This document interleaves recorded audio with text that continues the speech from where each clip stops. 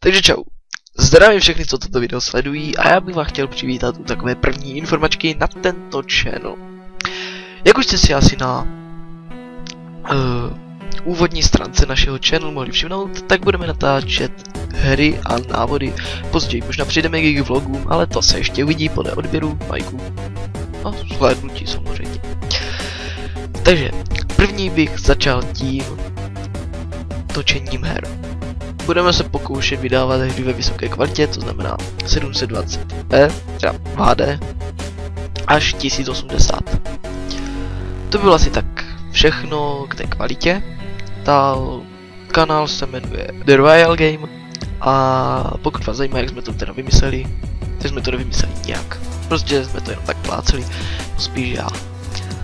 Takže dál budeme natáčet především takové ty nové hry, žádné také staré, i když můžeme vytvořit takový program, že v určitý den budeme natáčet hry různého typu a vždycky se to bude střídat, takže každý ten další den třeba budeme natáčet staré hry, nové hry,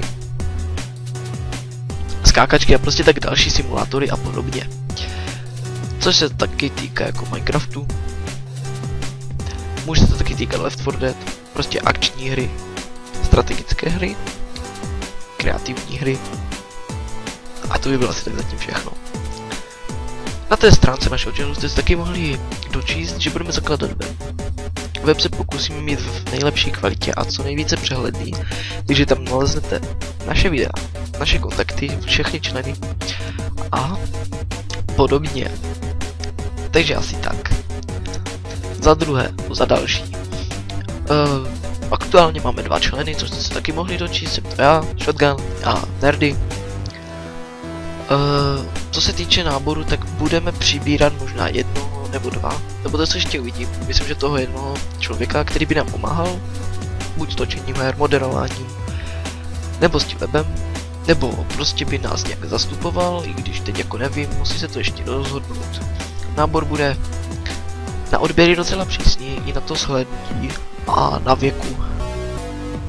To ještě nevím, ale bude určitě potřebovat nějak, a čím bychom ho vlastně mohli kontaktovat, Skype, e-mail, v případě Facebook, ICQ a podobně. Takže to by bylo asi k tomu náboru a členů, pak kontakty jsem taky řekl a vlastně už jsem asi tak všechno řekl. Jinak ten web bude hotový možná do týdne, možná do 2 dní a každopádně v pondělí začíná škola. Takže ten přísun videí bude trošku omezený. Pokud vám to teda nevadí, protože no určitě vám to nevadí. Tak, jinak mohli bychom vám vytvořit, nebo to teď říkám sice špatně, ale budeme pro vás tvořit různé videa. Omlouvám se. Budeme pro vás tvořit různé loga, které můžete pak používat, ale vlastně nesmíte si pod to dávat, nebo nesmíte prostě to zneužívat tak, že to budete porušovat, že si tam budete dávat, že jste to vytvořili vy. Protože je vlastně snadné si to takto vypátrat. Tak a to by bylo asi tak všechno.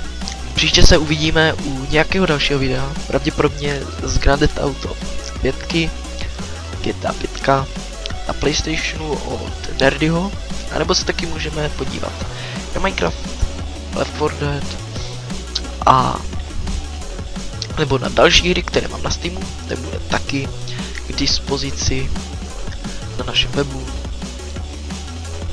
Každý, vlastně i Nerdy má Steam, takže se na nás můžete na oba dva podívat. Takže co bych vám mohl nabídnout za hry, asi tak Age of Chivalry, Dead Island, Dragon's Prophet, co až tak moc nehraju, Left 4 Dead 2, Magicka, No More Rome, In Hell, to jsou prostě takové ty akční hry, kromě vlastně, no.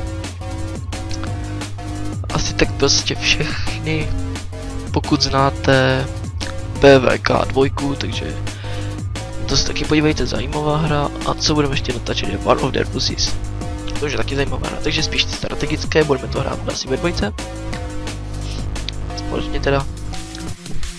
Takže uvidíme se u dalšího toho videa, nebo se uvidíte s Nerdy.